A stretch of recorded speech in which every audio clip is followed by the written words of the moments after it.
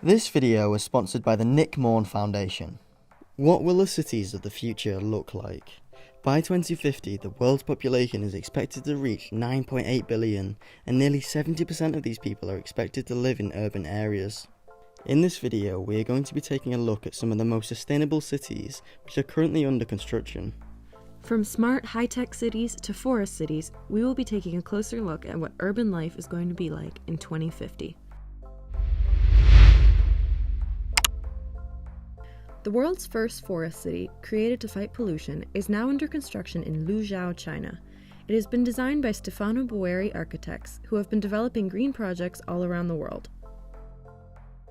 The futuristic forest city will be home to a community of about 30,000 people. It will be covered in greenery, including nearly 1 million plants and 40,000 trees, that together absorb almost 10,000 tons of carbon dioxide. As a result, the forest city will help to decrease the average air temperature, improve local air quality, create noise barriers, nurture habitats, and improve local biodiversity in the region. Similarly, in Malaysia, a forest city has already completed its first phase of construction. The project is planned to be completed in 2030. It is said to cost $100 billion and will house 700,000 people. The plan is for the project to be a green oasis that uses the latest green and sustainable technology. However, the city is being placed in a region of mangrove forests, which are incredibly important for infant sea life. The developers are planning to combat these issues by planting a 250-hectare seagrass plantation and 9 kilometers of mangroves. Now over in the United Arab Emirates, a project called the Sustainable City has already been built. This 5 million square foot sustainable city is designed to be a net zero development and has the potential to go off-grid. The city has 500 homes, all powered by solar panels. All water is recycled on site, there are no cars, and the complex grows its own vegetables in 11 biome greenhouses. Also in the UAE is the Masdar city, which is set to be completed in 2025. The city developers have aspirations for this to be the most sustainable city on Earth. The city was designed to be zero carbon and zero waste, home to a population of 40,000 people with an additional 50,000 commuters, in an area of only 6 square kilometers. The city remains around 15 degrees Celsius cooler than the surrounding area, because the streets and buildings of Masdar city are specially designed to be in line with the traditional Arab design, which uses natural materials to deflect the scorching desert sun. This self-sufficient project close to Beijing has recently been designed by Guayart Architects.